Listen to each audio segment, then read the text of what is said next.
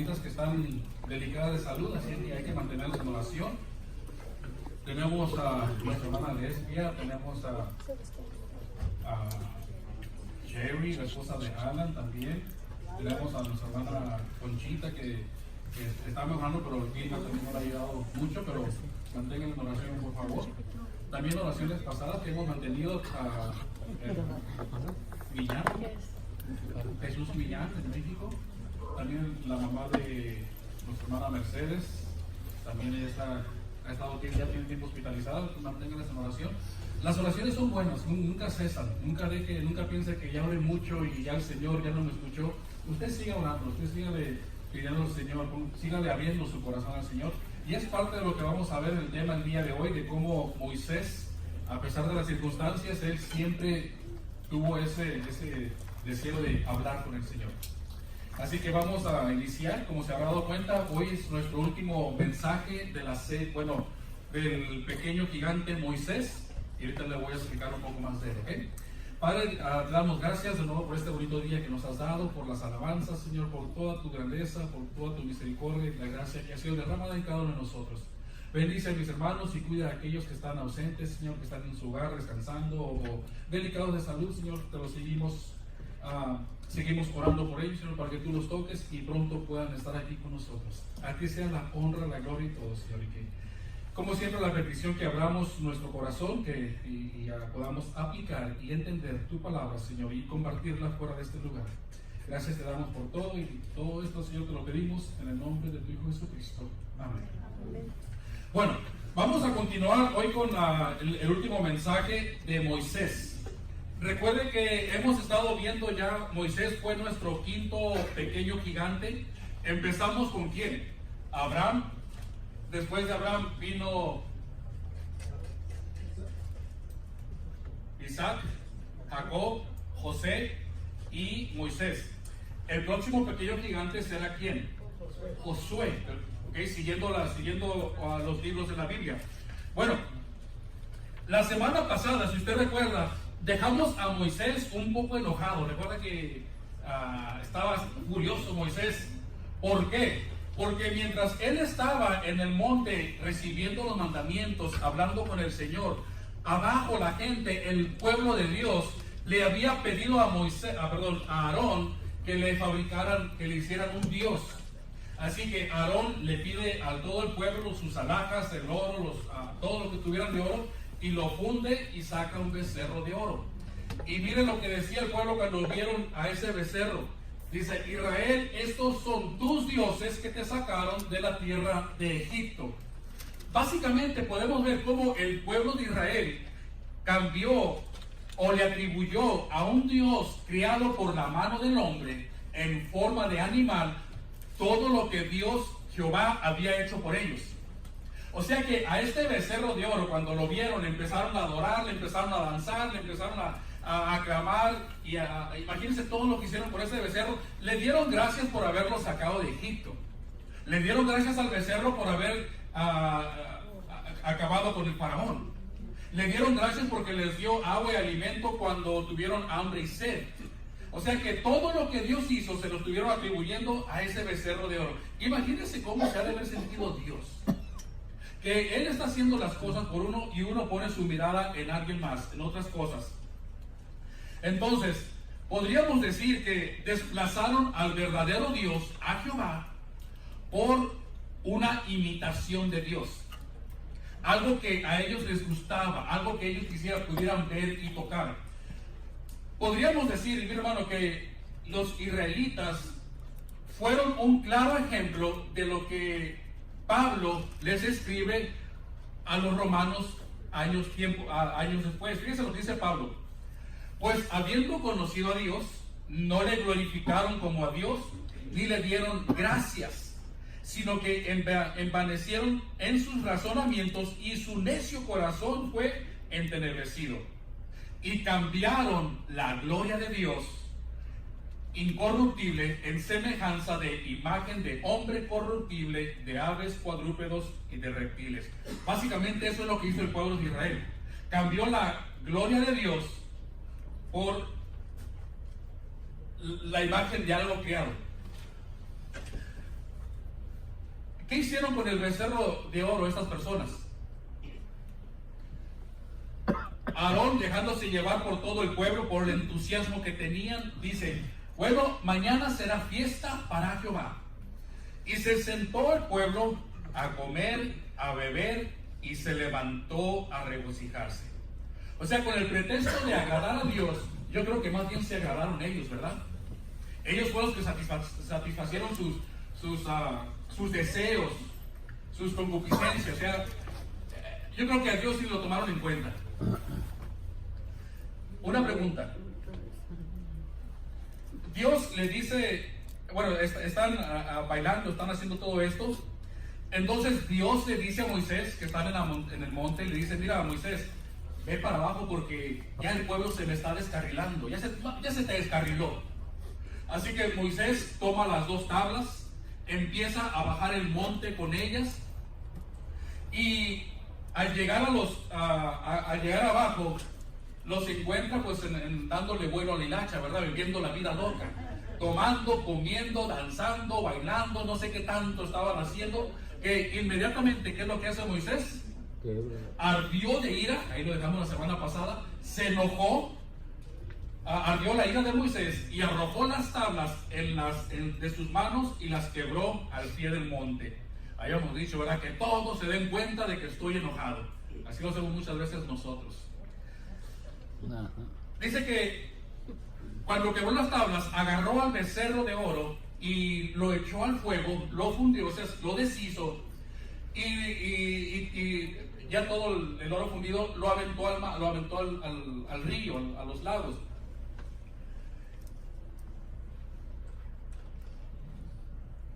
Y luego le pregunta a Aarón, Moisés le va a preguntar a Aarón: ¿qué te ha hecho este pueblo que has traído sobre él tan gran pecado?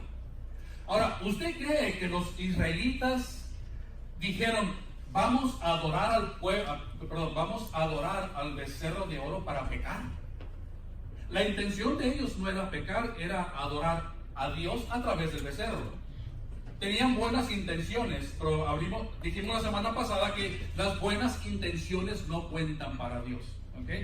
Así que ellos adoraron al becerro creyendo que adoraban y estaban agradando a Jehová. Yo creo que tal vez Aarón pensó: bueno, el pueblo está bien, le voy a dar lo que el pueblo me pide. Aarón cometió un error. Le dio al pueblo lo que le estaban pidiendo, no lo que necesitaban. Es importante que como padres, ustedes le den a sus hijos no lo que le pidan, sino lo que necesitan. Porque a veces lo que ellos piden les hace más daño. Usted como padre los conoce, necesita darle lo que ellos necesitan, aunque renieguen, aunque respiguen. A la larga, su decisión de darles lo que necesitan va a ser mucho mejor. Podríamos decir que un ejemplo lo vemos en Pablo. Pablo le pide a Dios, recuerda que tenía un aguijón, dice: Señor, necesito que me quites este aguijón. 3 veces le pidió. ¿Y cuál fue la respuesta del Señor? Bástate, tú necesitas gracia, Pablo. No necesitas que te quite el aguijón, necesitas gracia. Así que hay que tener cuidado, pues hay que darle a nuestros hijos lo que necesitan, no lo que nos pidan. La semana pasada le comenté que cuando Moisés murió, quien se quedó en su lugar fue ¿quién? Josué. ¿Por qué no eligió Dios a Aarón? Que sería lo correcto, o no lo correcto, pero sería lo más lógico, ¿verdad?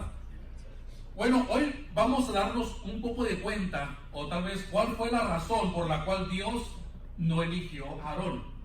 Mire, fíjense cuál fue la respuesta de Aarón. Moisés le preguntó: ¿por qué has traído tan gran pecado a este pueblo? ¿Cuál fue la respuesta de Aarón? No se enoje, mi señor a Moisés. Tú conoces al pueblo que es inclinado al mal, porque me dijeron: haz los dioses que vayan delante de nosotros. Usted se puede dar cuenta, si analiza la respuesta, se puede dar cuenta de que Aarón no se arrepiente de lo que ha hecho, sino que Al contrario, está tratando de justificar lo que hizo. Miren, Aarón está tratando de echarle la culpa al pueblo. Ellos están inclinados al mal. Aarón básicamente da la misma respuesta o una respuesta similar a la que dio Saúl. ¿Quién fue Saúl? El primer rey de Israel. Mire, en cierta ocasión llegó Samuel y le dice a Saúl: Saúl, hay que hacer un holocausto, una ofrenda de paz a Jehová, pero me tienes que esperar 7 días a que yo regrese para enseñarte cómo lo tienes que hacer. Pasaron los 7 días y Samuel no llegaba a donde estaba Saúl. Y Saúl, el pueblo se empezó a desesperar, y Saúl dice: pues yo lo voy a hacer a mi manera.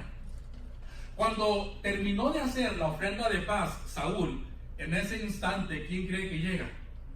Samuel. Y al verlo le dices: Saúl, ¿qué hiciste? ¿Por qué no me esperaste? Fíjese cuál fue la respuesta de Saúl: porque vi que el pueblo se me desertaba, y que tú, Samuel, no venías dentro del plazo señalado, y que los filisteos hicieron esto y aquello. Bueno, mire, dedos le hicieron falta a Saúl para encontrar a quién culpar. Porque el pueblo, porque tú, porque ellos, ya yo creo que puso las 1001 excusas. Pero no tomó la responsabilidad de sus actos, jamás se arrepintió. Y es lo que muchas veces hacemos en la actualidad, o hace la persona. Cuando son enfrentados por Dios, por lo que hacen, muchas veces tratamos de justificar lo que hemos hecho. Tratamos de encontrar alguna buena razón para ponérsela a Dios y decirle: mira, ves, por esto lo hice. Cuando en realidad debemos de tomar responsabilidad por nuestros actos, por lo que hemos hecho. Así que Saúl no lo hace. Y fíjese lo que pasa. ¿Cuál fue la respuesta de Samuel? Locamente has hecho. No guardaste el mandamiento de Jehová tu Dios, que él te había ordenado. Pues ahora Jehová hubiera confirmado tu reino sobre Israel para siempre. Si hubieras obedecido, Saúl, Dios hubiera confirmado tu reino para siempre. Pero obedeció. Mas ahora tu reino no será duradero. Como no obedeciste, va a haber consecuencias. Jehová se ha buscado un varón conforme a su corazón. Así que Dios reemplazó a Saúl y puso ¿a quién? A David. Volviendo a Éxodo, Dios va a reemplazar a Aarón y va a poner ¿a quién? A Josué. ¿Ok? Hay que tomar responsabilidad de nuestros actos, las consecuencias, no empezar a delegar: es que ellos, es que aquel, es que esto. No. ¿Cuál fue lo que tú hiciste? Tus decisiones que te llevaron a cometer esa acción. Así que tanto Aarón como Saúl dieron señas de remordimiento. A ellos se sintieron mal. O sea, cuando Samuel enfrenta a Saúl, se siente mal. Tiene remordimiento, preocupados, apenados, afligidos. Pero sabe que el arrepentimiento nunca llegó. En el Nuevo Testamento encontramos una historia. Pablo le escribe una carta a los corintios que estaban viviendo en pecado o estaban haciendo cosas indebidas. Pablo les escribe la primera carta, les dice: miren, no hagan esto es lo que tiene que hacer, esto es lo que pide el Señor. Cuando Pablo se entera de que los corintios se habían arrepentido, les manda una segunda carta. Y escuchen lo que les dice Pablo a los corintios: ahora me gozo, no porque hayan sido contristados, o sea, no porque se sintieron mal, no porque están afligidos, no, me gozo, sino porque fueron contristados. ¿Para qué? Para el arrepentimiento. porque la tristeza que es según Dios produce arrepentimiento. O sea que cuando como cristiano, cuando haces algo indebido, algo mal, dice que el Espíritu Santo te redarguye, te entristeces, y ese entristecimiento te lleva ¿a qué? Al arrepentimiento. Por eso dice, mira, eso me goza, que no solamente se quedaron, ay, me siento mal, sino que actuaron y se arrepintieron. Y recuerden que el arrepentimiento es que un cambio de dirección. Bueno, porque la tristeza que es según Dios produce arrepentimiento para salvación, de que no hay que arrepentirse. O sea, si tú te sientes mal y te arrepientes, no te arrepientas de haberte arrepentido. Pero la tristeza del mundo produce ¿qué? O sea, los que se sienten mal, los que, ay, qué lástima, me da lástima lo que hice, pero nunca llega el arrepentimiento, eso va a producir muerte. El cometer pecado, el sentirte mal, el darte golpes de pecho, a Dios no le sirve de nada. O sea, Dios ni cuenta se da de eso. Lo que Dios busca y quiere es el arrepentimiento, el cambio, ¿ok? Así que eso es importante, porque a veces nos sentimos mal, pero hasta ahí paramos. Hay que arrepentirse, muchas veces hay que empezar a pedir perdón, hay que hablar con la persona que se ofende o las personas que hemos dañado. Bueno, vamos a regresar con Moisés, porque vamos a terminar hoy.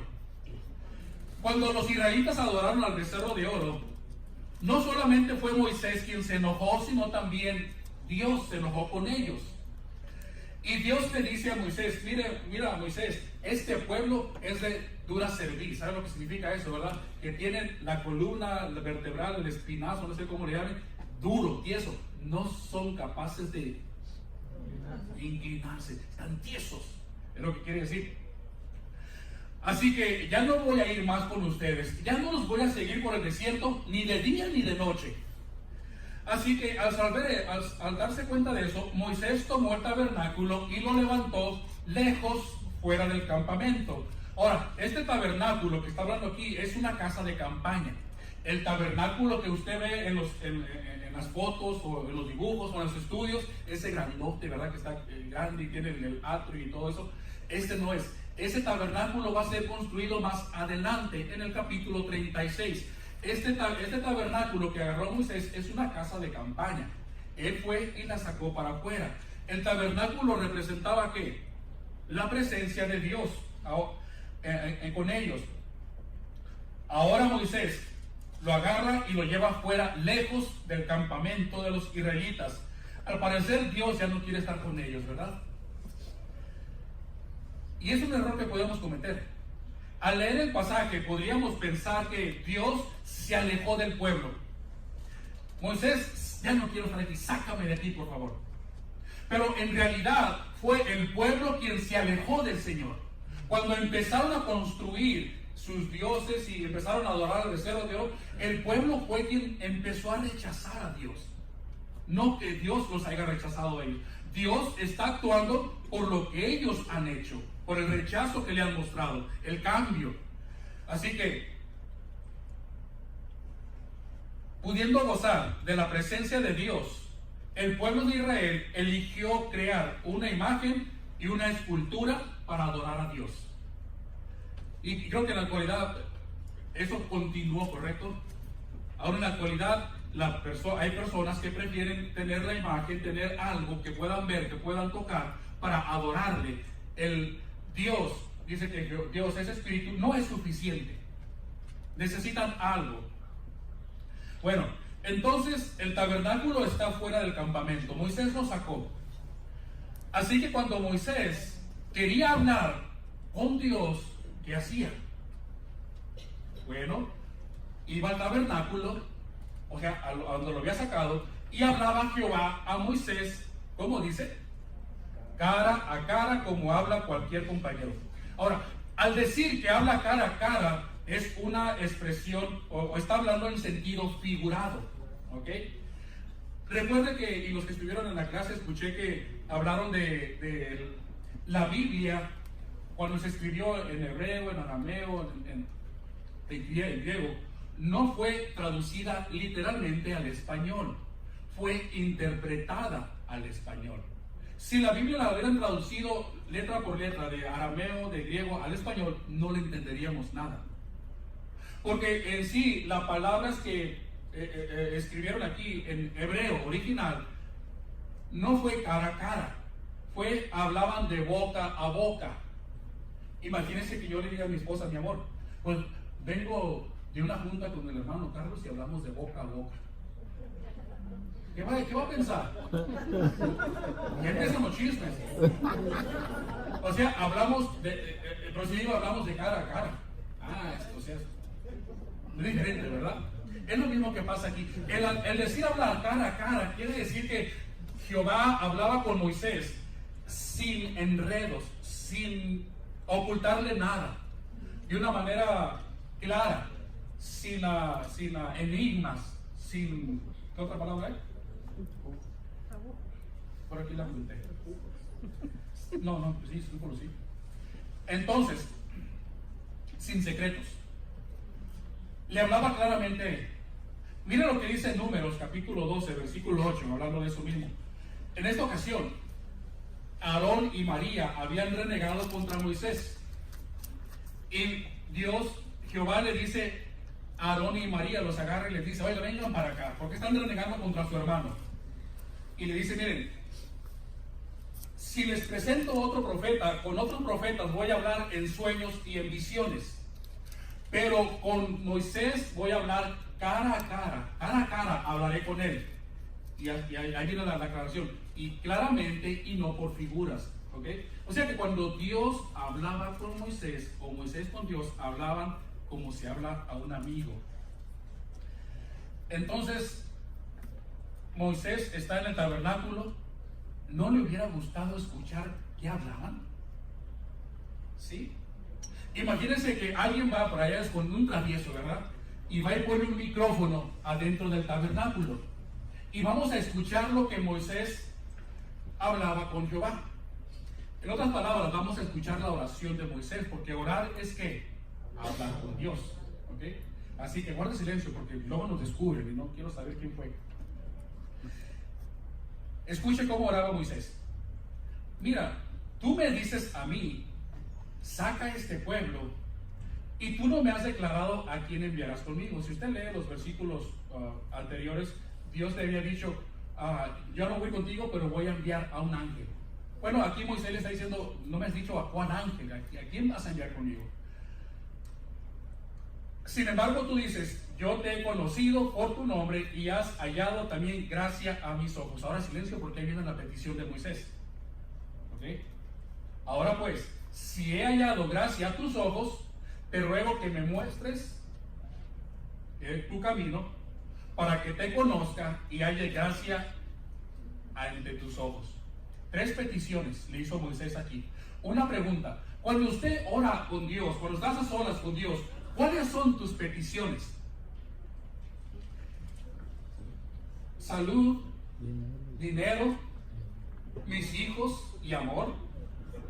Cuida a mis hijos, cuida mi matrimonio, cuida mi trabajo, cuida mis estudios, mi carrito que ya está, ayúdame. No son malas peticiones. Pero ¿qué tal si en vez de empezar o tener esas peticiones delante de Dios, que Él ya las conoce, ¿por qué no oramos y le decimos, Señor, enséñame tú el camino? Quiero conocerte más. Quiero hallar gracia ante tus ojos. Imagínense que nuestras oraciones siempre estuvieran o incluyéramos eso en cada una de ellas. Yo creo que realmente el Señor se agradaría, ¿verdad? Pero Moisés habló con Dios como se habla con un amigo. Cuando usted ora y habla a Dios, ¿cómo le hablas? ¿Como un qué? Puede ser, no, pues hay personas que le hablan a Dios como si fuera un bombero que viene a apagar el fuego. Señor, ayúdame por favor, mis hijos, sácalos de ahí, ayúdame a revivir el matrimonio. O sea, tratamos a Dios, le hablamos a Dios como que si fuera un bombero que viene a ayudarnos en caso de crisis, en una emergencia. y le empezamos a pedir, Señor esto, Señor haz esto. Y aquí hay otras personas que le hablan a Dios como si fuera un policía. No, Señor, yo no fui. No. A mí me obligaron, Señor. Tú conoces mi corazón. Fueron ellos, ¿verdad? Como cuando le hablan a un policía. Yo no sé, nunca le he hablado a un policía. Pero, o sea, tratamos, así, muchas veces así lo tratamos. ¿Qué tal si le empiezas a hablar a Dios como amigo? Como hablas con tu esposa. Saben que, hablando de hablar de una manera sencilla, saben que cuando vamos a comer y van los nietos, ¿verdad? Estamos en la mesa sentados y le digo, bueno, vamos a orar. Y ahí están los nietecitos. Ok, cierra los ojos, vamos a orar. Ok, Padre, gracias por esto. Y Señor, tú que proveíste, Señor, al pueblo de Israel, gracias por el maná, gracias por aquello. Señor, ¿usted cree que así es una oración buena para ellos? ¿Sabe cómo oro siempre cuando están unidos ahí? Les digo, Jesus, thank you for the food. Y depende de los nietos que están ahí. Tiempo. Thank you for Emma, thank you for Lakai, thank you for Olivia, o thank you for Eddie. Depende de los que estén ahí. Amén. Esa es la oración. ¿Por qué? Porque yo quiero que ellos empiecen a entender que para hablarle a Dios no necesitan un lenguaje, no necesitan aprenderse, sino que ellos empiecen a comunicar. Si ellos algún día dicen, Señor, Jesus, thank you for the food, ya logré mi objetivo. Cuando hable con sus hijos sobre Dios, háblenles de la manera más sencilla. Que ellos empiecen, o sea, que al nivel de ellos sepan que también le pueden hablar a Dios. Que no necesitan, tengo que pasar la escuela. No. A cualquier nivel se le puede hablar a Dios. Así que, Jesus, thank you for the food. Amén. Y listo. A Dios no le agrada que le digamos palabras que muchas veces hasta Dios mismo necesita sacar el diccionario para ver qué dijiste. O la enciclopedia, ¿verdad? Porque quieres usar palabras bombonantes, elocuentes. Así que de una manera sencilla hable con el Señor como si fuera su amigo, ¿ok? Bueno, entonces Moisés quiebra las tablas, ¿verdad? Llegó y las quebró y las arrojó. Ahora, ¿qué va a pasar?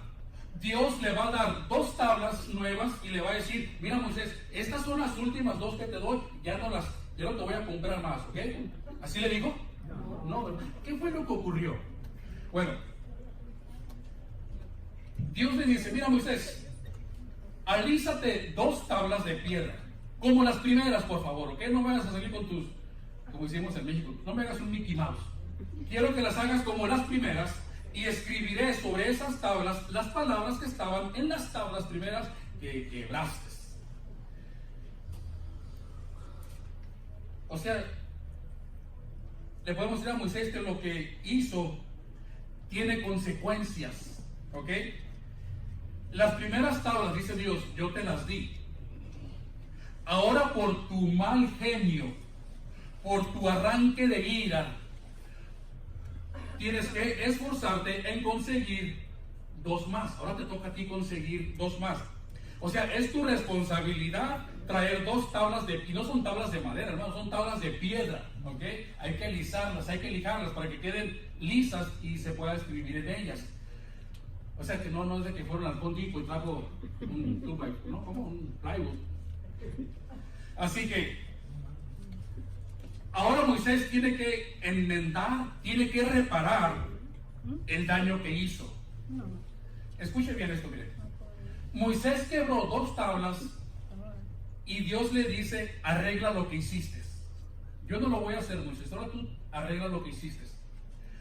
Muchas veces, por nuestro carácter, rompemos amistades, dividimos a la familia o dañamos el matrimonio y después cínicamente vamos en oración y decirle a Dios que lo arregle.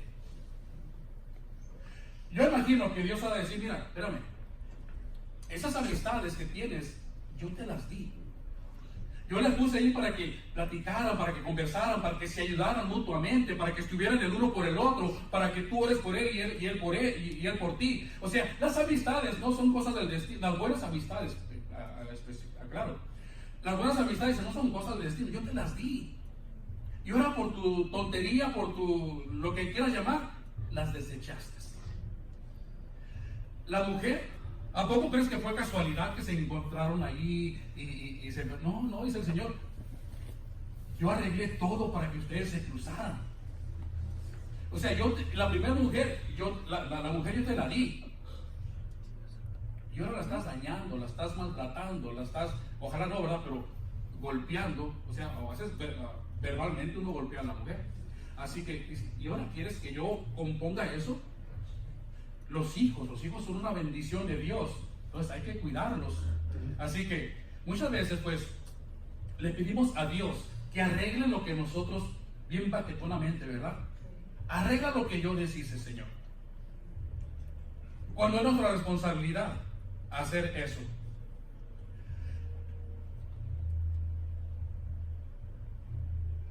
Yo creo que Dios ha de decir, mira, tienes que arreglar lo que has quebrado para que empieces a cuidar y a valorar lo que te doy, porque si no, Dios me da Dios me lo regala, Dios me lo arregla. Moisés prepara 2 tablas o 2 piedras. Imagínense, va con ellas subiendo el monte. Tiene 80 y tantos años el viejito. Imagínense subir el monte, 3 horas de camino, con las tablas.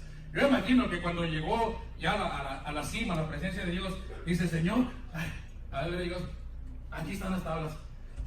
Escríbemelas, por favor. Voy a descansar un poquito, ¿ok?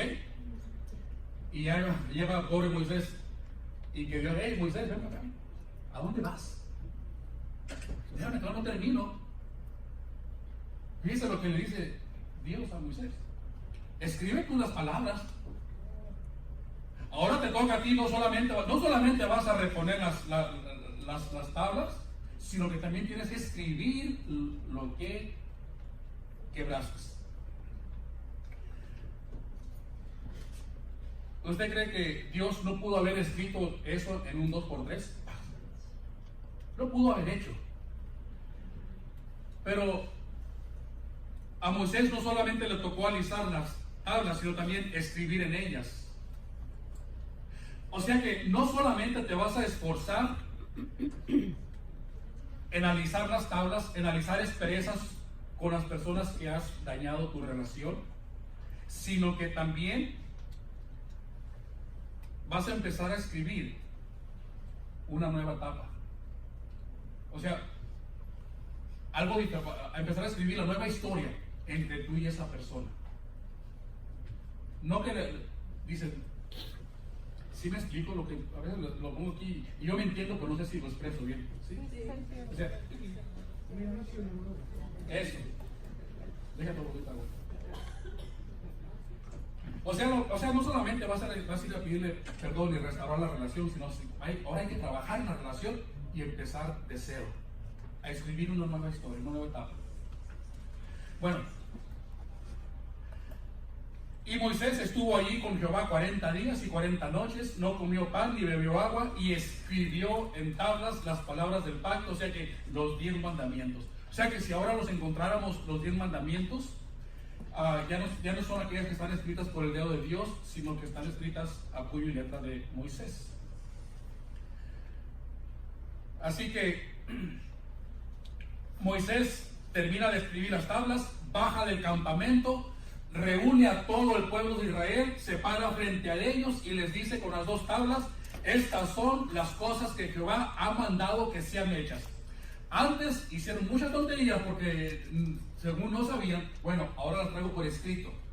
O sea que ya conocen la ley. El resto del libro, del capítulo 35 en adelante al 40, básicamente habla de cómo Dios eligió a unas personas para construir el tabernáculo, el mobiliario, la vestimenta de los sacerdotes. Usted lo puede leer. En el capítulo 40 se termina el libro de Éxodos y básicamente dice que Moisés terminó de construir el tabernáculo. Ahí termina el libro ya. Terminamos. Para que lo lean en tu casa. Pero, entonces, si todo termina bien en Éxodo, ¿por qué fue que el pueblo de Israel tuvo que andar 40 años por el desierto cuando lo pudo haber hecho en 3 semanas? ¿Por qué fue que Moisés no pudo entrar a la tierra prometida? ¿Qué pasó? Bueno, vamos a contestar estas 2 preguntas. La número 1, ¿por qué Dios castigó al pueblo de Israel manteniéndolos en el desierto 40 años? Cuando salieron de Egipto empezaron a caminar y llegaron a un lugar que se llama Cades Bernea. Miren, ¿dónde se encuentra Cades Bernea? Aquí está Canaán. ¿Se alcanza a ver la puntita ahí? Aquí está Canaán, la tierra prometida. Aquí está Cades Bernea. Básicamente tiraban una piedra y le pegaban a un cananeo. O sea, están cerquitas, están frente de Cananea. Están ahí. Y Dios le dice a Moisés, mira, envía tú hombres que reconozcan la tierra de Canaán, o sea, los 12 espías, la cual yo doy a los hijos de Israel. Entonces Moisés envía a 12 hombres, uno de cada tribu. Entre los 12 hombres iban ¿quién? Josué y Caleb. Cuando ellos fueron, la idea era, vayan a Canaán y empiezan a investigar cómo es la tierra, si es fértil o no, si hay árboles o no, si los hombres son muchos o pocos y si son fuertes o no. O sea, vayan a hacer una encuesta. Cuando regresaron los 12 espías, 10 de ellos empezaron a renegar de todo lo que vieron. ¿Y qué dicen? Nosotros llegamos a la tierra a la cual nos enviaste, la que ciertamente fluye leche y miel. O sea, lo que Dios dijo hasta ahí está bien, Moisés, ¿ok? Si hay leche y si fluye mucha miel. No literalmente, no vayan a pensar que eso significa.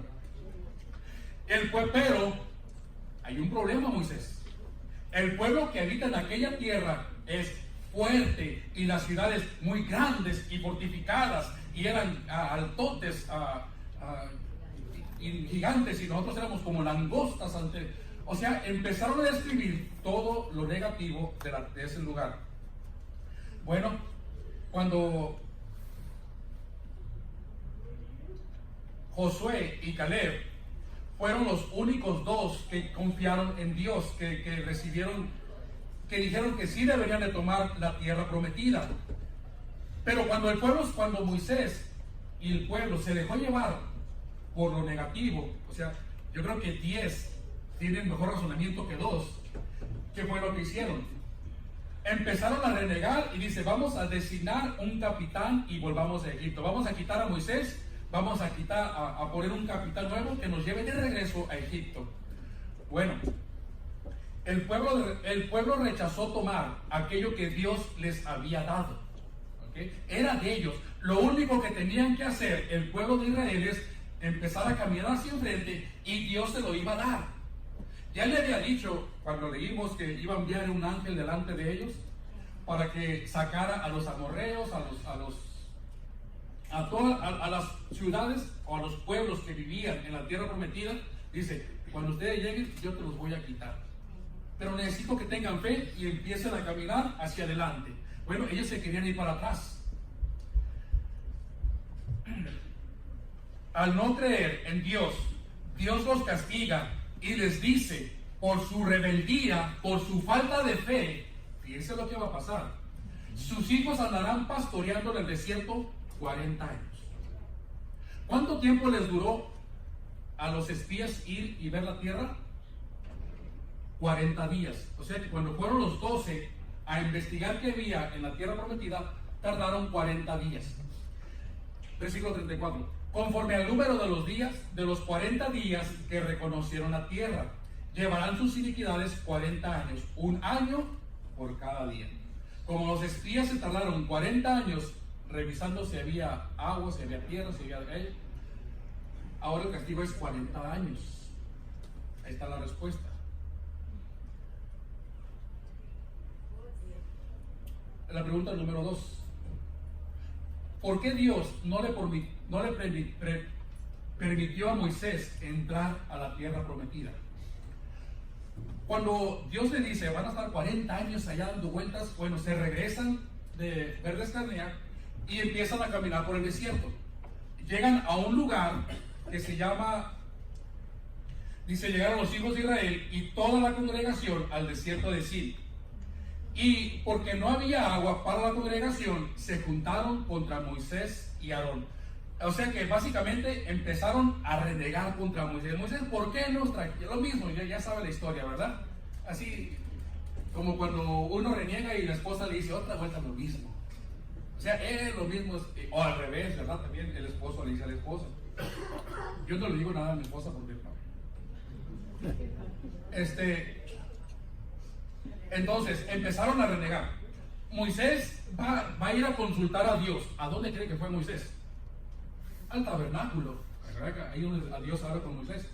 Así que va Moisés al tabernáculo y le dice Dios, y habló Jehová a Moisés diciendo, toma la vara y reúne la congregación y habla a la roca a vista de ellos, y ella dará su agua, y le sacarás agua de la roca y darás de beber a la congregación y a las bestias.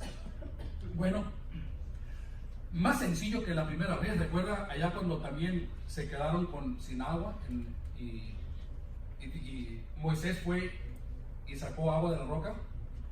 Lo mismo, pero esta vez es más sencillo, porque en aquella ocasión Moisés tenía que ir a hacer ¿qué?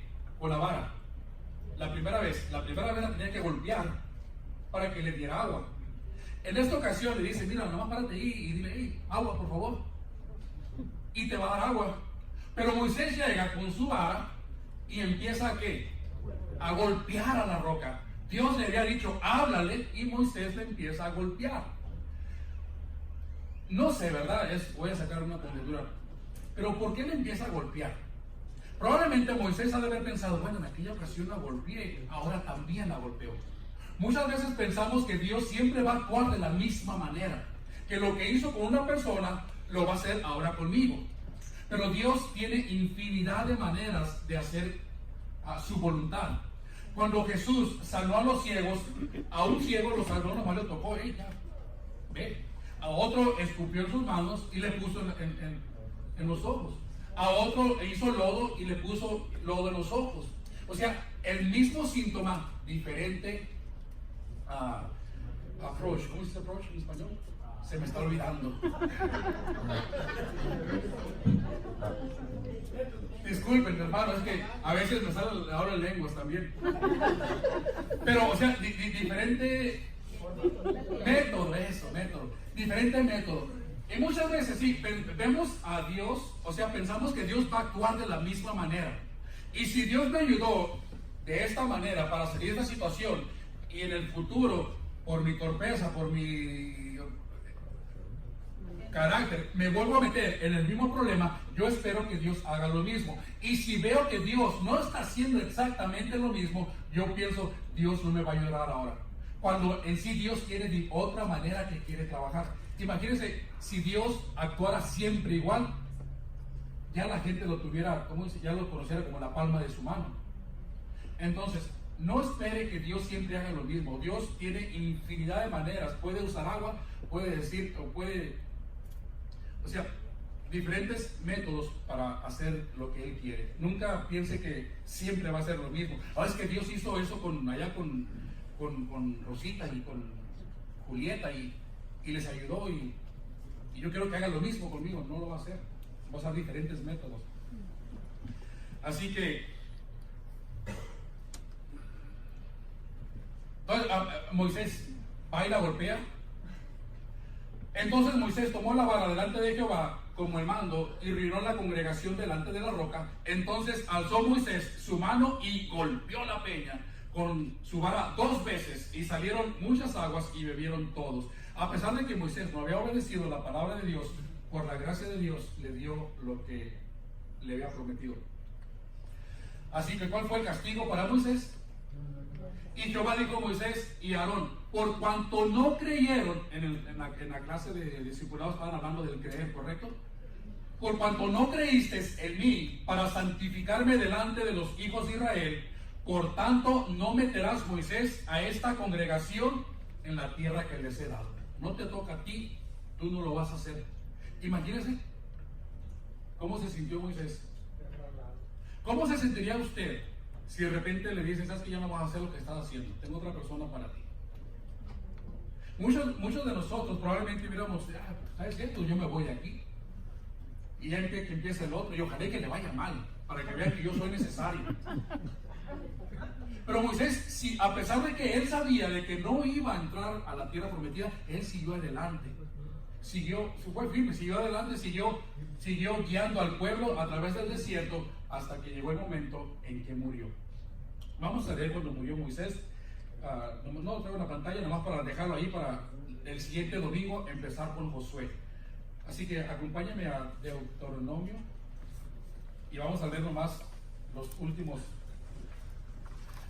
Deuteronomio 34:1. Y con esta lectura terminamos.